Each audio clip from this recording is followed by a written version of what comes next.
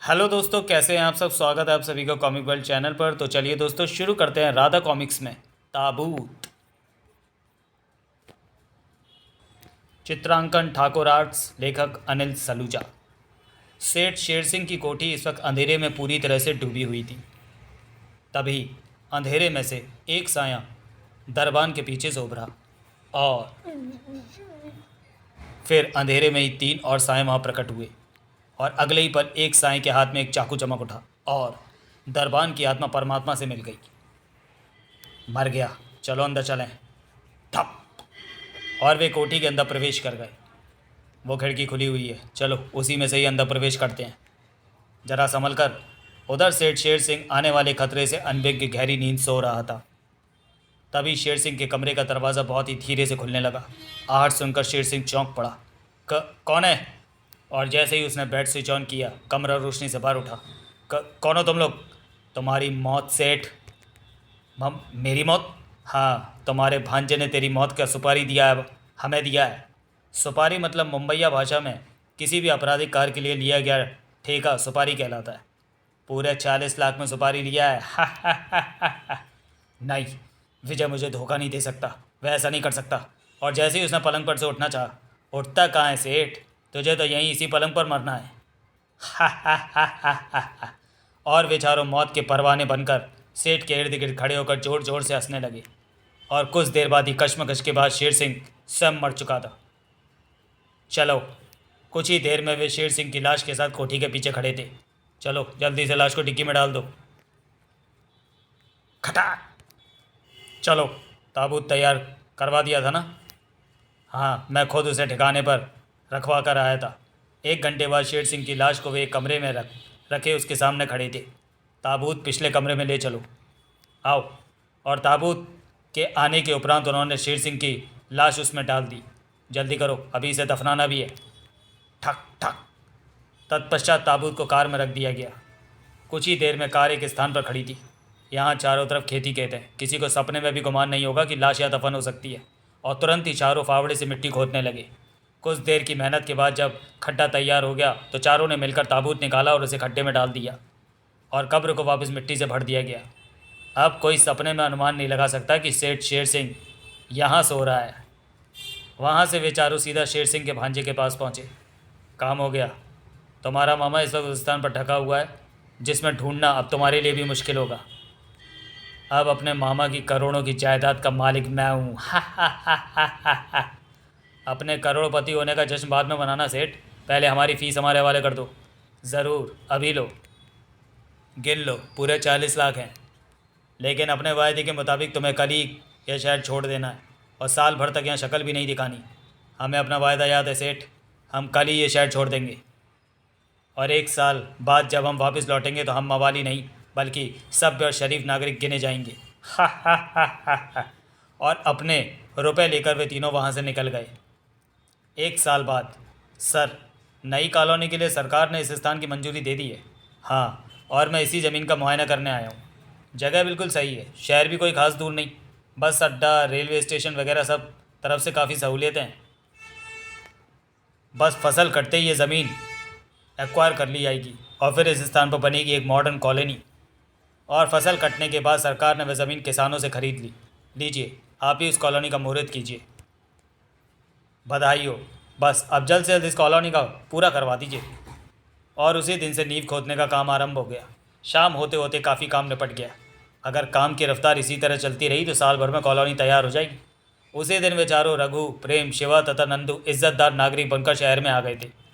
कुछ देर बाद ही वे चारों एक विशाल कोठी के सामने खड़े थे। कहो प्रेम, कैसी रही मेरी पसंद? वंडरफुल, बहुत ही खूबसूरत कोठी खरीदी है तुमने। तुम तीनों के लिए भी ऐसी कोठियाँ खरीदी हैं, लेकिन आज की रात हम एक साथ ही बिताएंगे। साल भर बाद अपने शहर लौटे इसलिए जश्न मनाएंगे। और रात भर वे शिवा की कोठरी में जश्न मनाते रहे। उधर अगले दिन कॉलोनी का काम आगे चालू हो गया।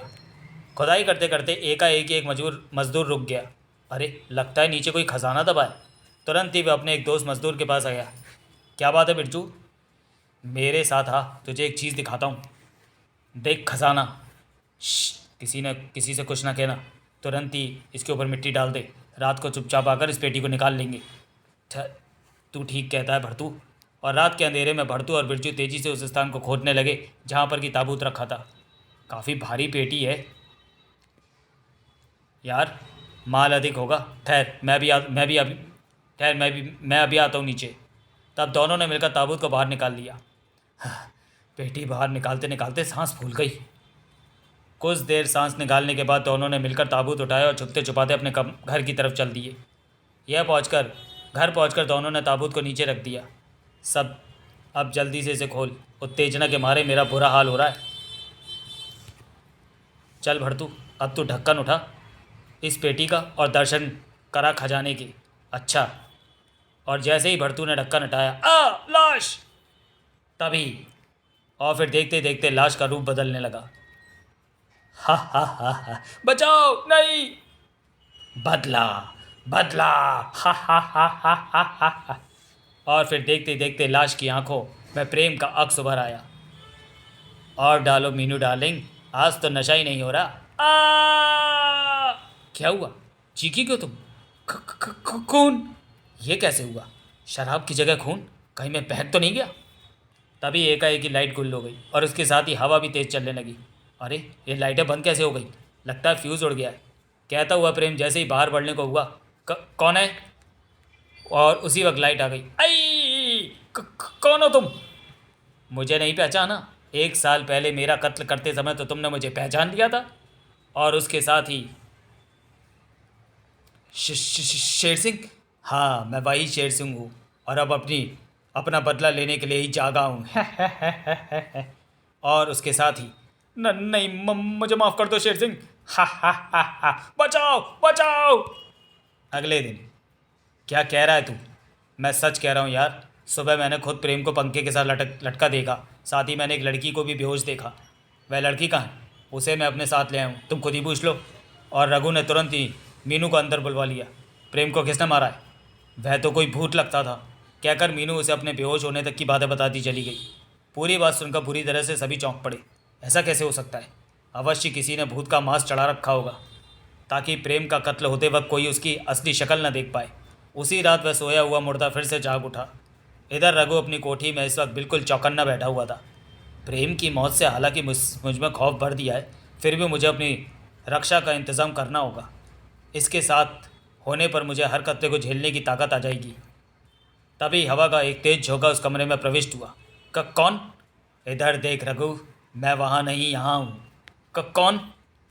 तुम नहीं, तुम तो मर चुके हो। हमने खुद तुम्हें दफन किया था। आत्मा कभी नहीं मरती रघु। 1 साल से मेरी आत्मा तुम सबसे बदला लेने को तड़प रही थी।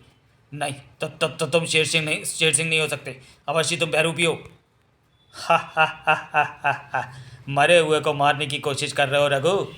नहीं नहीं, ऐसा नहीं हो सकता। मैं मरना नहीं चाहता। फटा! आज तो बच नहीं पाएगा। हा हा हा हा हा। आ! और अगले दिन रघु की लाश के दर्शन नंदू तथा शिवा को हुए।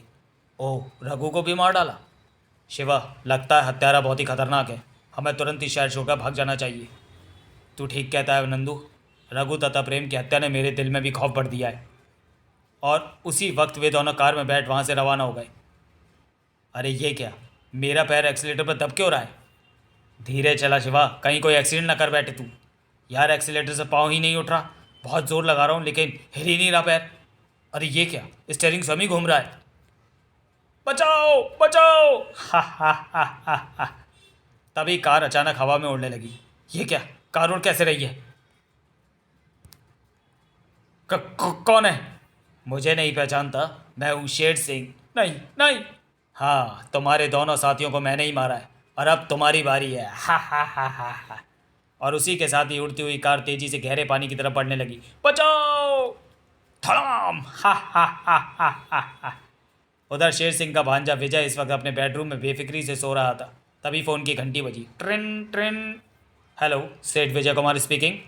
मैं तेरा मामा बोल रहा हूँ भांजे। क्या? कौन हो तुम? बोला ना, तेरा मामा बोल रहा हूँ। उन चारों से तो अपनी मौत का बदला ले चुका हूँ, अब तुम ही रह गए हो। ना जाने कौन हो तुम और क्या बकवास कर रहे हो? लगता है पुलिस का कोई आदमी था और मुझसे उगलवाना चाहता था कि अपने मामा का खून मैंने करवाया था। लेकिन ये क्या? उड़ता हुआ रिसीवर विजय के कान से जा टकराया। फ़ोन तो तुझे सुनना ही पड़ेगा भांजे। आप बोल कौन रहे हैं? लगता है यकीन नहीं आ रहा। ठीक है, मैं खुद ही तेरे सामने आ जाता हूँ। अगले ही पल शेर सिंह विजय के सामने आ खड़ा था। अब तो विश्वास हो गया भांजे कि मैं तेरा मामा ही हूँ। लेकिन विजय ने जैसे उसकी बात सुनी नहीं, तुरंत ही उसने खिड़की में से बाहर की तरफ छलांग लगा दी। हा हा हा हा हा। क्या बात है भांजे, थक गए हो? भाग भांजे, जितना चाहे भाग, लेकिन तू बचेगा नहीं। लेकिन तभी विजय हवा में उड़ने लगा। अरे बचाओ, मुझे बचाओ! क्यों भांजे, मज़ा आ रहा है ना? मुझे माफ़ कर दो मामा जी, धन के लालच में मुझे अंधा कर दिया था। क्यों, मौत से डर लगता है भांजे? हा हा हा हा हा। और विजय को लेकर शेर सिंह की आत्मा उसे भरत, भरतू तथा बिरजू की कोठरी में ले आई। अब तू इसी ताबूत में बंद होगा और उसे दफनाऊंगा मैं। नहीं, मुझे माफ़ कर दो, मुझे माफ़ कर दो। लेकिन शेर सिंह को ज़रा भी दया नहीं आई और नहीं नहीं, फटा। अगले ही पल ताबूत उड़ता हुआ बाहर निकल गया। तभी वह शेर सिंह प्रकट हुआ। जैसे ही खड्डा तैयार हुआ, ताबूत उड़कर खड्डे में जाने लगा। ताबूत के खड्डे में जाती मिट्टी पुनः खड्डे में भरने लगी। आज मेरा इंतकाम पूरा हुआ। आज तक मैं अपनी मौत का बदला लेने के लिए भटक रहा था, लेकिन अब मुझे कोई भटकन नहीं। और उसी के साथ ही शेर सिंह की आत्मा आकाश की अनंत ऊंचाइयों की तरफ उड़ती चली गई। समाप्त। तो चलिए दोस्तों, वीडियो को यहीं समाप्त करते हैं और मिलते हैं राधा कॉमिक्स की किसी अगली कॉमिक्स में अगले वीडियो में। तब तक के लिए धन्यवाद।